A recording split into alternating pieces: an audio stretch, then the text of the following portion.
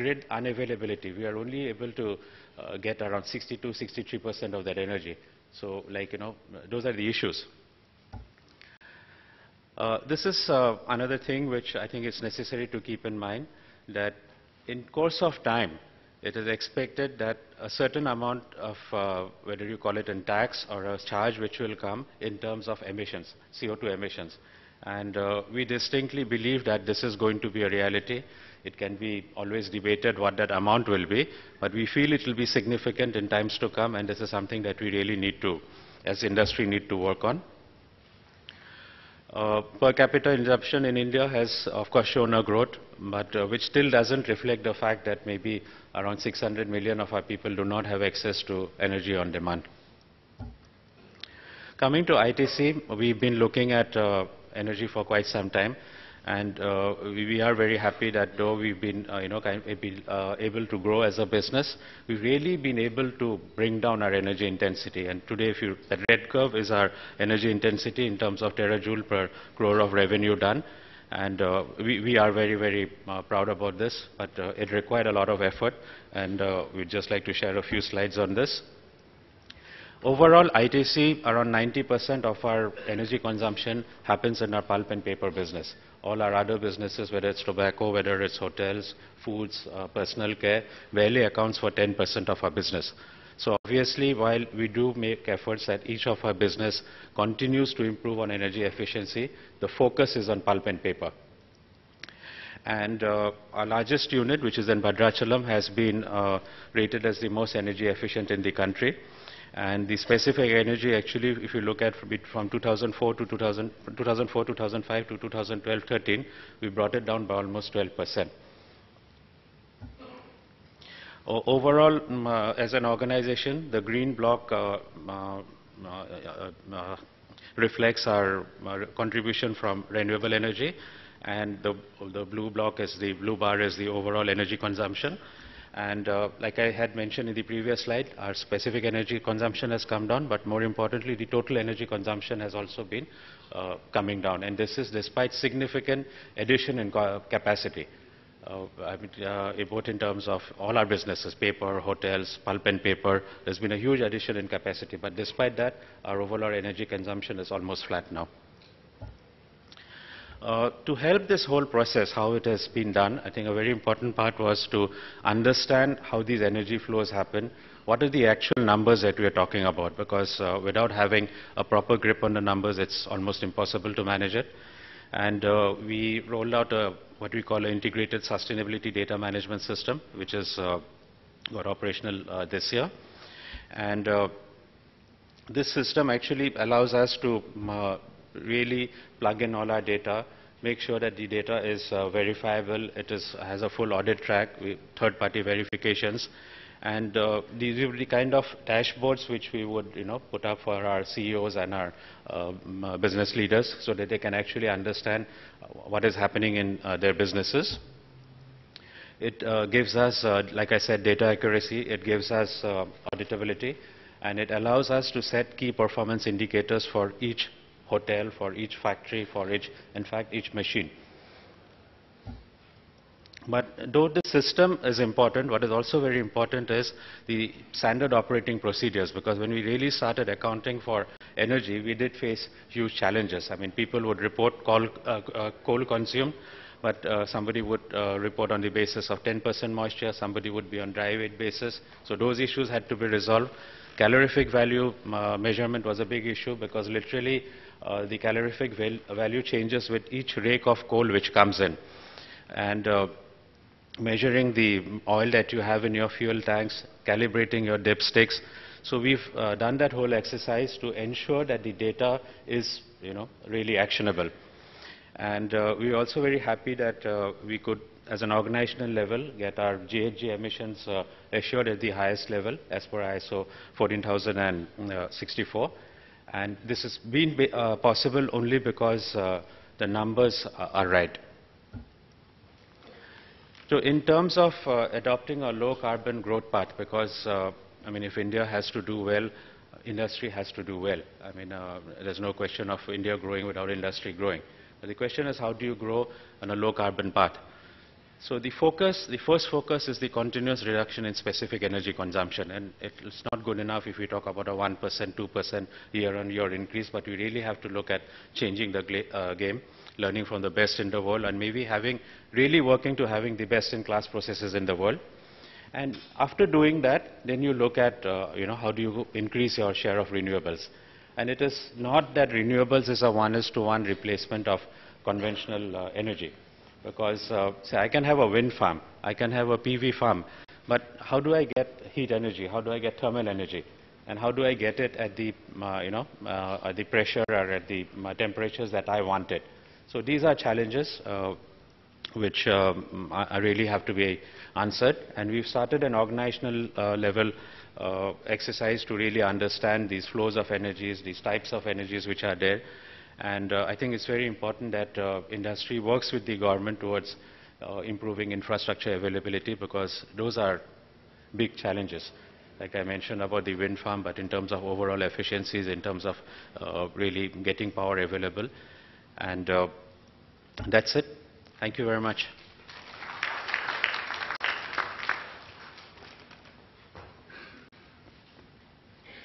Thank you very much, Sanjeev. Just a question. That was very interesting, and everyone knows what the work that ITC is already doing on energy conservation, alternate energy, and things like that. I think you mentioned, and I may have missed it. What is out of all the energy consumption in all the ITC companies, how much of it is conventional and how much of it is? 41.3% is renewable, and around 59% is That's very commendable. Thank you very much, Sanjeev, for sharing that with us. May I now request Mr. Joshipura, Managing Director and Country Manager of SKF.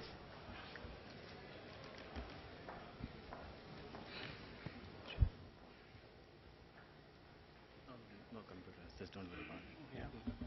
Yeah. Sorry. So good afternoon. I have some good news for you and some bad news. The good news is there is no PowerPoint, so be happy. And the bad news is that it's still me and Sandeepan, both of us, are left to speak between you and your lunch, so you still have to about half an hour to tolerate us. I do hope that we'll make the next half an hour as interesting as my previous speakers have made through their fantastic presentation, and I had a bit of a idea about it that Sanjeev is going to present before me, so PowerPoints were completely ruled out because he's so good at it. A small trivia.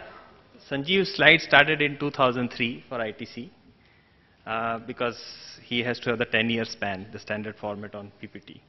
But in a small trivia, I want to share with you that it was here in this state, in a small place called Tribeni, where ITC has a specialty paper plant, tissue division, where we started. I was associated with that project on energy conservation in an industrial facility for the first time under an energy service company model.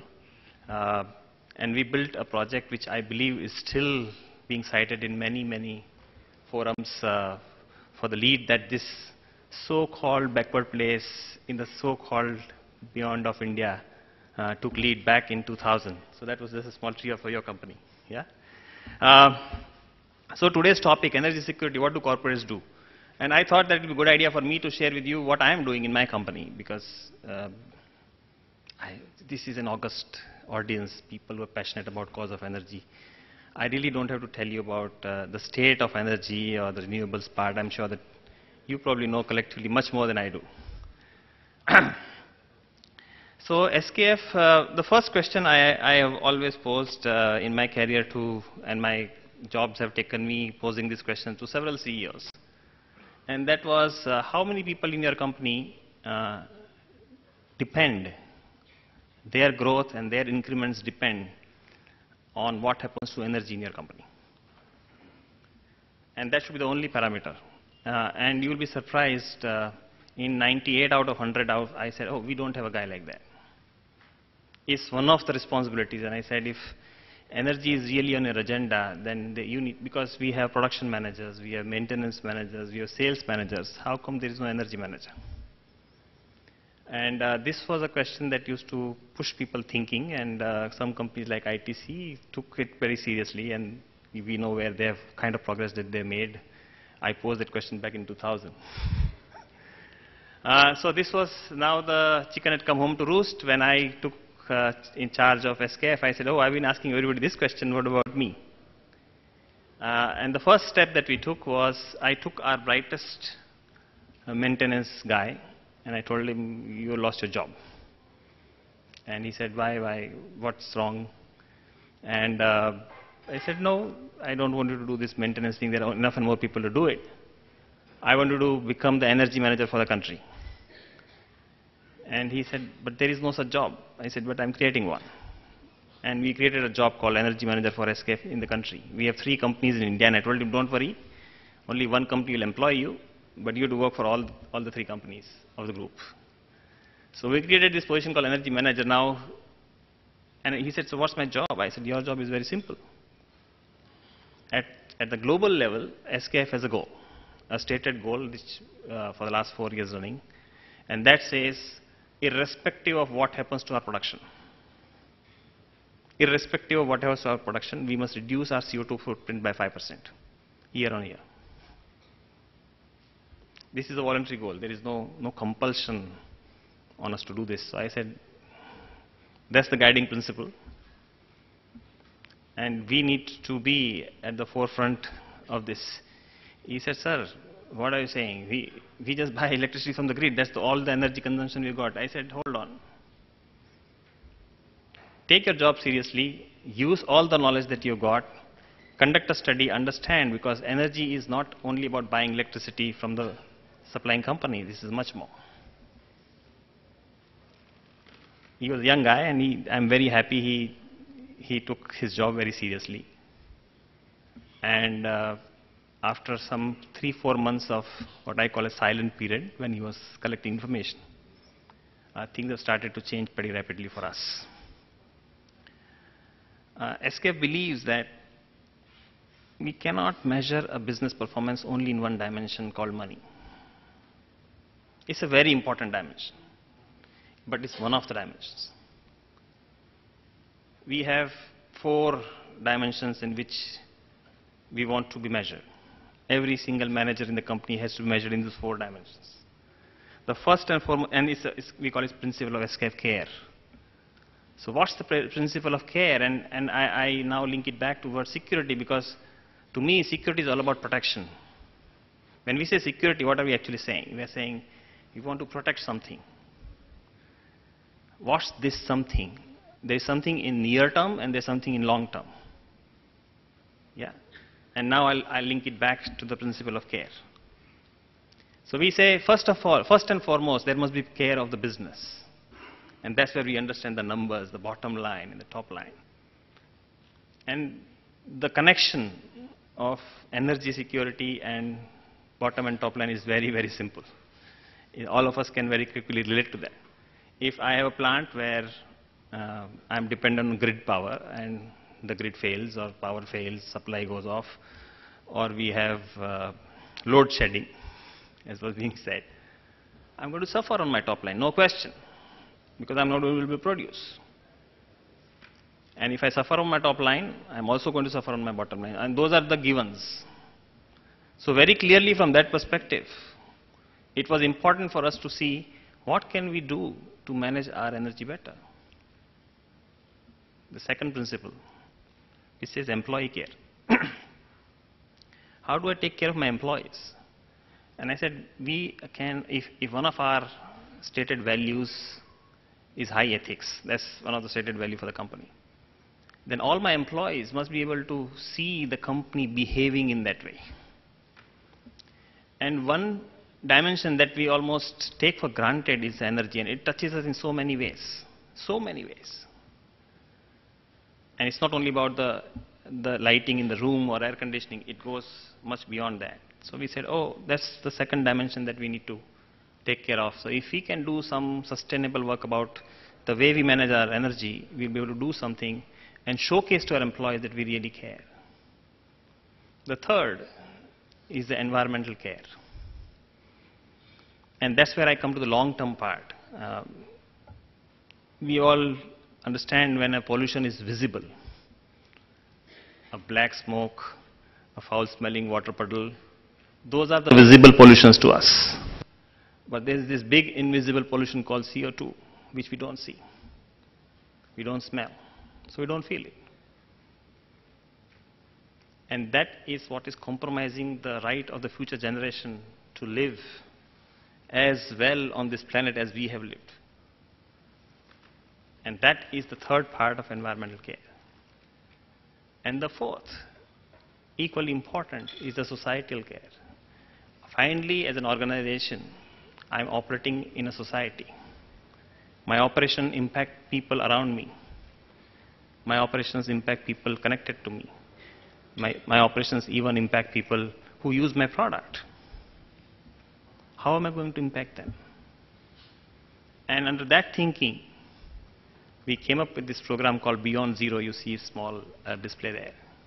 So what's Beyond Zero? Beyond Zero is a very interesting program that we are running. Beyond Zero says it is a strategy for us to secure our future in a very sustainable way. How does it work?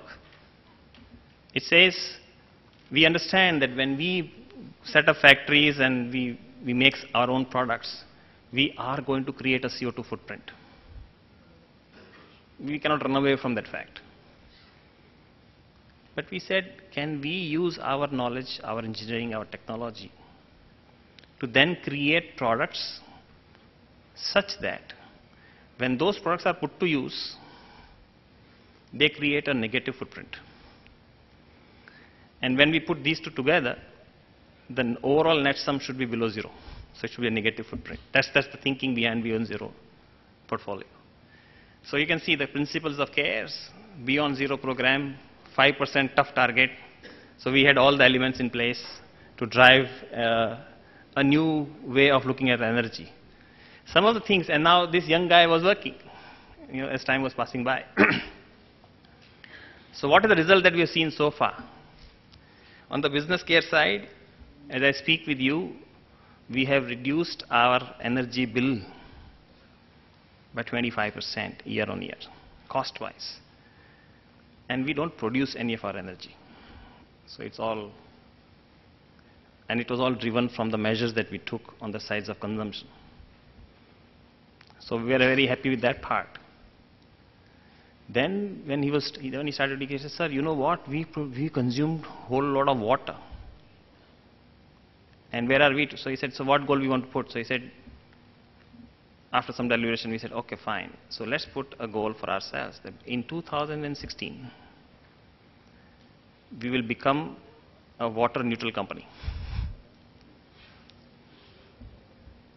Our situation was exactly at the other end of the spectrum when we started this project. We were all water consuming company. I'm very happy to share with you that as I speak with you, we have currently reached a stage of 43% of our water coming back to us from the either conservation or recycling. And we are on the path to go to zero. That happened with the water. Then we said, oh, so we have done water, we have done the cost. Where's the environment in this? Of course, water was directly impacting the environment. And then we met a very interesting company which was establishing a footprint in India. And we got discussion, and we said, what can we do about our energy? Because we know that for all the energy bill that has been introduced, it is so state-controlled a subject that unless you put up your own power generating unit, and there are 55 restrictions on that as well, there is no way you will switch the sources as you like it. We found innovative methods. We have stayed within the law. But we said, okay, what is it that we can do? So we found a person who was willing to take us completely off the coal-based power and commit to us completely renewable power. He said, you sign an agreement like this, this is possible for one of your facilities. So our oldest and largest facility in Pune is now, as I speak with you, is switching to 100% renewable energy source from 100% coal-based power source. Big benefits. He said, yeah, but that's an agreement we did because the law said so. We have taken a decision that all our rooftops, and we have so many of them, We have 6 factory locations in the country, and we said all our rooftops will be used as a base for solar power. Yeah. The first project is already commissioned. The second is under construction, and I'm sure if we meet 4 years down the line, all our rooftops will be covered with solar. All this when we were doing, something amazing started to happen. Lots of people started to come forward and say, oh, this is a good idea. I never thought we can do this stuff. These are employees talking to us. I want to be part of it. What can I do? And I said, come up with an idea. And today we have so many ideas on what we can do to reduce our cost. And all employees on cost, on sustainability, on reduction, on use of resources. That we finally had this one-man army is now a 5-people team with a representative in addition to these 5 central team in every single location dedicatedly working with them. And this is one of the most coveted jobs in the country today. And I told that guy, the young Perumal, I said, look, I told you so. If you put your head to it, you can do it. So this, to me, is taking the real action on the corporate front. If we say something, we need to make action in play, and I think top managements have responsibility to put resources behind it. They need to support the thought, and they need to follow it up with action. Thank you very much.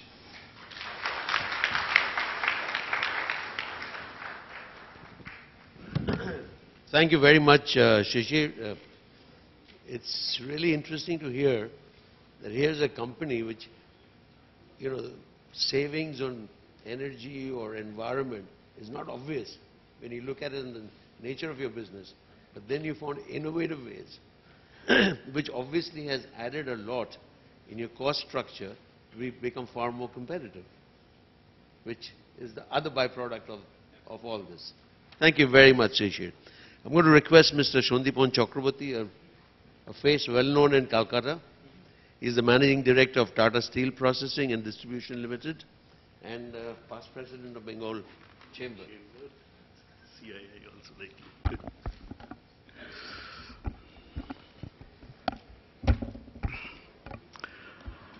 Very good afternoon to all of you, ladies and gentlemen. Shishir had some good thoughts, or some good news and bad news. I have only good news.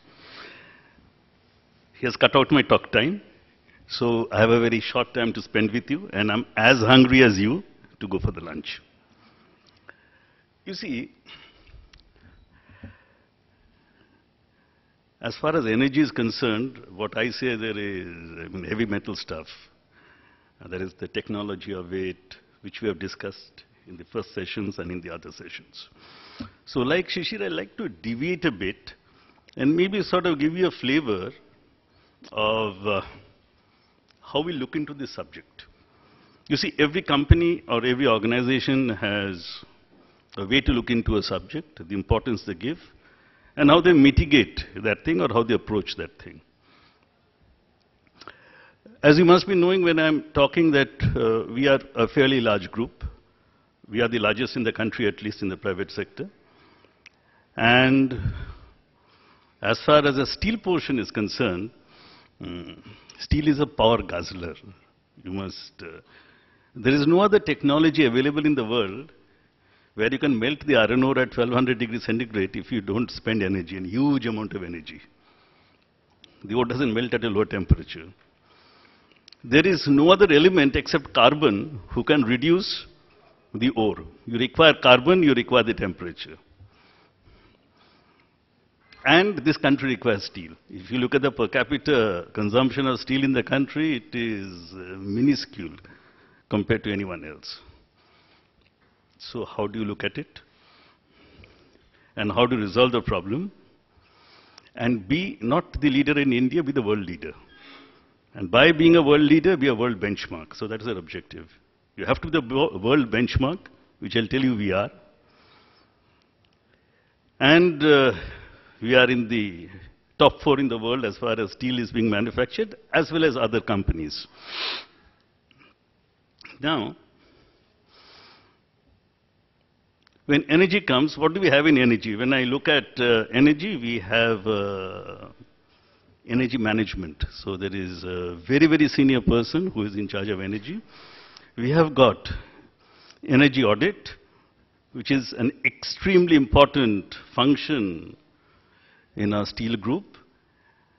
And then we have an energy management, energy audit, and of course the energy board and the others who do these systems and processes. What are we looking for? Everyone is looking for security. We are discussing energy security, so you're looking for security by means it must be available, it must be available when you want it, it must be available at a price. What do you require for that? We have discussed it earlier. You require alternate sources, you require a mix of bags, you should have a short-term plan, you should have a long-term plan, you should be measuring people with it.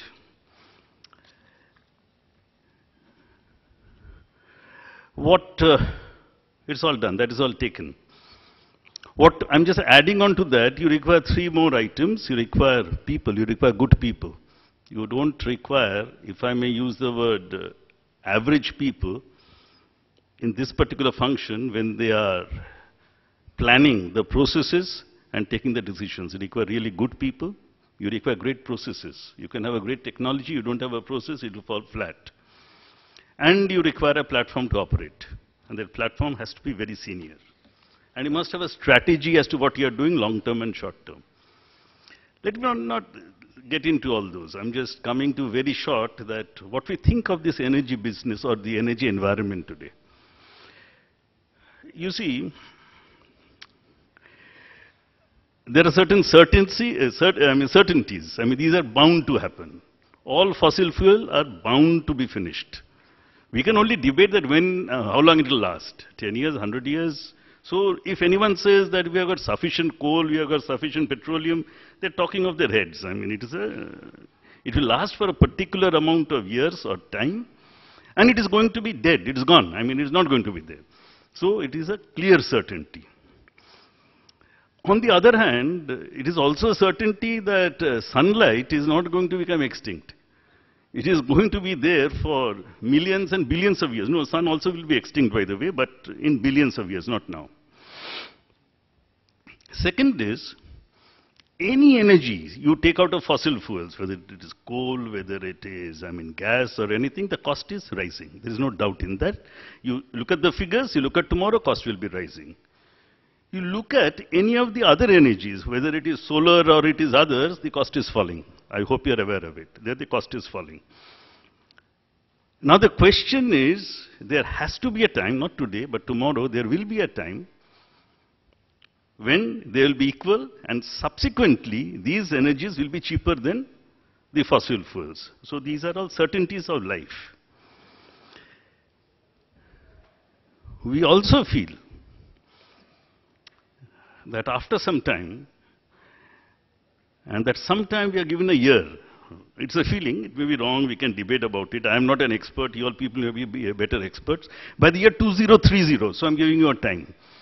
By the year 2030, all coal, gas, these sort of plants will become a thing of the past. Or almost of the past. They'll exist, but they'll go to the background. And what is going to come to the foreground are solar, wind, bio, and nuclear. As a group, we support nuclear energy. I have not come here to discuss nuclear energy. We have to find ways and means to make it safer. That's a different matter. But as a group, we do support it as much as we support solar, wind,